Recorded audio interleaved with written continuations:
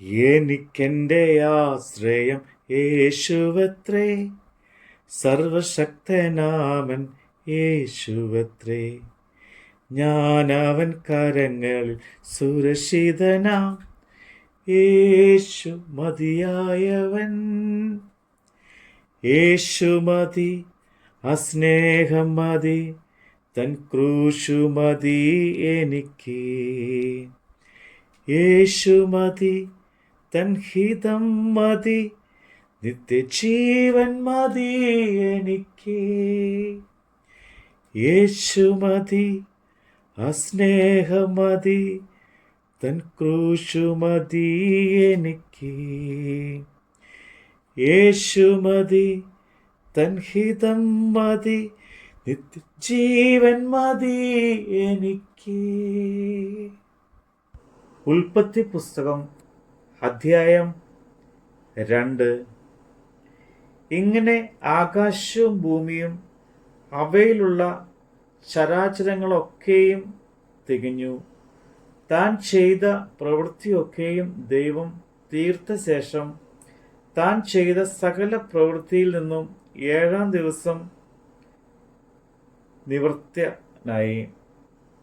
താൻ സൃഷ്ടിച്ചുണ്ടാക്കിയ സകല പ്രവൃത്തിയിൽ നിന്നും അന്ന് നിവൃത്തിയായതുകൊണ്ട് ദൈവം 7-ാം ദിവസത്തെ അനുഗ്രഹിച്ച് ശുദ്ധീകരിച്ചു. യഹോവയായ ദൈവം ഭൂമിയും ആകാശവും സൃഷ്ടിച്ച നാളിൽ ആകാശവും ഭൂമിയും സൃഷ്ടിച്ചതിൻ്റെ ഉൽപ്പത്തി വിവരം.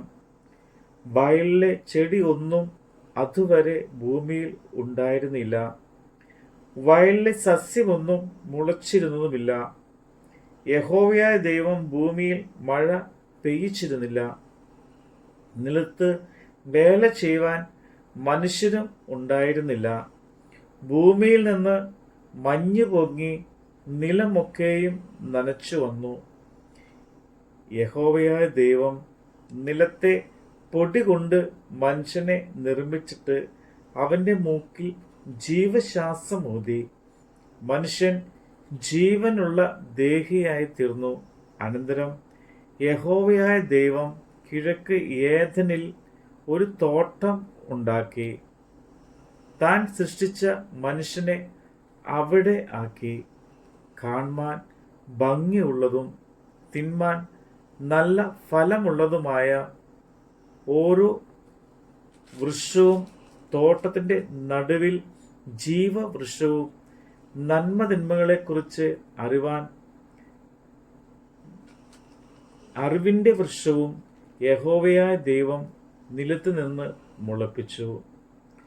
തോട്ടം നനപ്പാൻ ഒരു നദി ഏദനിൽ നിന്ന് പുറപ്പെട്ടു. അത് അവിടെ നിന്ന് 4 ശാഖയായി പിരിഞ്ഞു. ഒന്നാമത്തേതിന് പീശോൻ എന്നും പേർ. അത് ഹവീല ദേശമൊക്കെയും ചുറ്റുന്നു. അവിടെ പൊന്നുണ്ട്. ആ ദേശത്തിലെ പൊന്ന് മേത്തരമാകുന്നു. അവിടെ ഗുൽഗുലുവും ഗോമേദകവും ഉണ്ട്. 2-ാം നദിക്ക് ഗീഹോ എന്ന് പേര്. അത് കൂശ് ദേശമൊക്കെയും ചുറ്റുന്നു. 3-ാം നദിക്ക് ഹിദക്കൻ എന്ന് പേര്. അത് ആശൂറിന് കിഴക്കോട്ട് ഒഴുകുന്നു. 4-ാം നദി ഫ്രാത്ത് ആകുന്നു. യഹോവയായ ദൈവം മനുഷ്യനെ കൂട്ടിക്കൊണ്ടുപോയി ഏദൻ തോട്ടത്തിൽ വേല ചെയ്യുവാനും അതിനെ കാപ്പാനും അവിടെ ആക്കി. യഹോവയായ ദൈവം മനുഷ്യനോട് കൽപ്പിച്ചത് എന്തെന്നാൽ, തോട്ടത്തിലെ സകല വൃക്ഷങ്ങളുടെയും ഫലം നിനക്ക് ഇഷ്ടം പോലെ തിന്നാം, എന്നാൽ നന്മതിന്മകളെ കുറിച്ചുള്ള അറിവിന്റെ വൃക്ഷത്തിന്റെ ഫലം തിന്നരുത്. തിന്നുന്ന നാളിൽ നീ മരിക്കും. അനന്തരം യഹോവയായ ദൈവം മനുഷ്യൻ ഏകനായിരിക്കുന്നത് നന്നല്ല, ഞാൻ അവന് തക്കതായ തുണ ഉണ്ടാക്കിക്കൊടുക്കുമെന്ന് അരുളി ചെയ്തു. യഹോവയായ ദൈവം ഭൂമിയിലെ സകല മൃഗങ്ങളെയും ആകാശത്തിലെ എല്ലാ പറവകളെയും നിലത്തു നിന്ന് നിർമ്മിച്ചിട്ട് മനുഷ്യൻ അവയ്ക്ക് എന്ത് പേരിടുമെന്ന് കാണുവാൻ അവന്റെ മുമ്പിൽ വരുത്തി.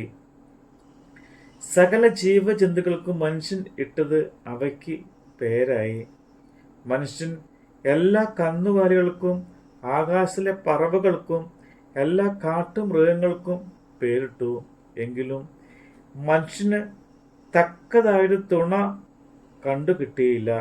ആകയാൽ യഹോവയായ ദൈവം മനുഷ്യന് ഒരു ഗാഢ നിദ്ര വരുത്തി. അവൻ ഉറങ്ങിയപ്പോൾ അവന്റെ വാരിയെല്ലുകളിൽ ഒന്ന് എടുത്ത് അതിന് പകരം മാംസം പിടിപ്പിച്ചു. യഹോവയായ ദൈവം മനുഷ്യനിൽ നിന്ന് എടുത്ത വാരിയെല്ലിനെ ഒരു സ്ത്രീയാക്കി അവളെ മനുഷ്യന്റെ അടുക്കൽ കൊണ്ടുവന്നു. അപ്പോൾ മനുഷ്യൻ, ഇത് എൻ്റെ അസ്ഥിയിൽ നിന്ന് അസ്ഥിയും എൻ്റെ മാംസത്തിൽ നിന്ന് മാംസവുമാകുന്നു. ഇവളെ നറിൽ നിന്ന് എടുത്തിരിക്കയാൽ ഇവൾക്ക് നാരി എന്ന് പേരാകും എന്ന് പറഞ്ഞു. അതുകൊണ്ട് പുരുഷൻ അപ്പനെയും അമ്മയെയും വിട്ടുപിരിഞ്ഞ് ഭാര്യയോട് പറ്റിച്ചേരും.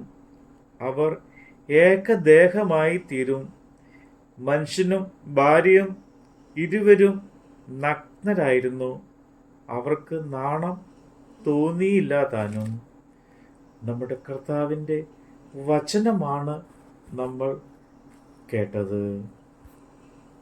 ക്ഷാമത്തിൻ നാളുകൾ തീർത്തു തരും, കടഭാരങ്ങളെല്ലാം മാറ്റിത്തരും. നിന്നയിൻ നാളുകൾ തീർത്തു തരും, യേശു മതിയായവൻ. യേശു മതി, അസ്നേഹം മതി, തൻ ക്രൂശു മതി എനിക്ക്. യേശു മതി, തൻ ഹിതം മതി, ജീവൻ മതി എനിക്ക്. യേശു മതി, അസ്നേഹം മതി, തൻ ക്രൂശു മതി എനിക്ക്. യേശു മതി, തൻ ഹിതം മതി, ജീവൻ മതി എനിക്ക്.